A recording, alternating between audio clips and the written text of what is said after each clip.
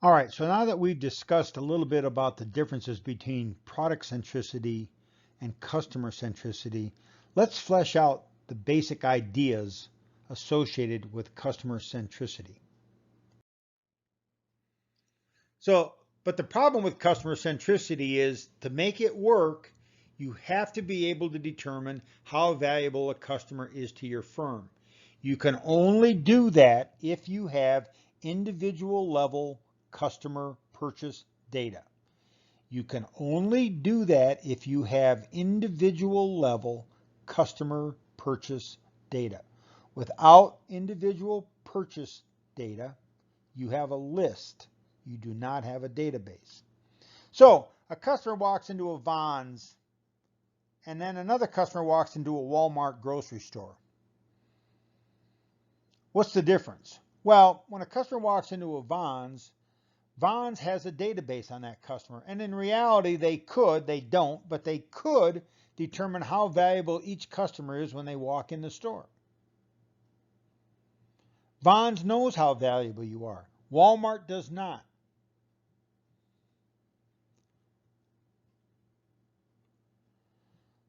Las Vegas students, especially here at UNLV, inherently understand the concept of the customer-centric approach to business.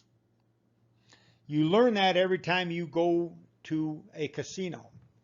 There is a VIP line at the restaurants, at the buffets, or maybe no longer buffets, or the entertainment venues, or the clubs. And that is based on how valuable the casino believes that customer is to them. If you're a very, very valuable customer to the casino, you don't wait in line. We understand that. And we understand that that's the way it works. And no one in Las Vegas gets upset when someone moves ahead of them in the VIP line. So the other story I have was my very first consulting job. My very first consulting job was with Vegas World when Bob Stupek owned Vegas World, which is now the Stratosphere. And I went in there and I met with their marketing director. And their marketing director said to me, he said, have you done any consulting in casinos before? And I said, no. I said, no, I just really moved out here from Madison, Wisconsin, where I'd gotten my doctorate. I said, and there aren't a lot of casinos in Wisconsin and in Madison in particular. He said, well, let me tell you something that makes the casino business different than every other business. And that is some customers are worth more than others. Not every customer is worth the same. Some customers gamble a lot and they're worth a lot of money to us. Some customers gamble very little and they're not worth as much money to us. So that's what makes the casino business different than every other business. And I nodded my head yes, and of course at the same time I was thinking to myself, well, that's true for almost every business. In almost every business, some customers are worth more than others. Now, in the casino business, with player tracking systems, they're more likely to be able to identify those individuals. And lots of other retailers can't identify which of those customers are which. So what he really meant to say was one of the differences in this business is that we can identify who our best customers are, and other businesses might not be able to identify who their best customers are.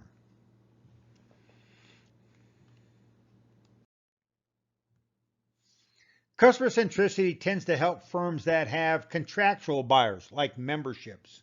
For instance, gym memberships or country club memberships or annual memberships to something. It tends to help firms that have repeat purchasers.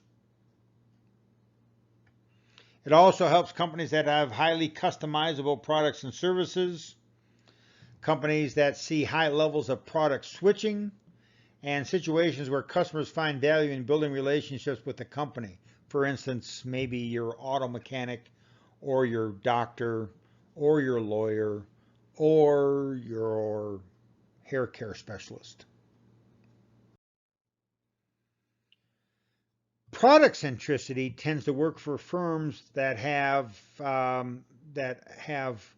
are companies with very standardized products, where the product's the same for everybody. It tends to work better for mass marketers. I don't actually know any mass marketers, but it would work better for mass marketers. It works for companies with highly visible products, and it works good for companies that have powerful intermediaries. That is, there are a number of powerful people between the customer and the company, so that having a strong brand in the mind of the consumer helps to pull that product through the distribution channel.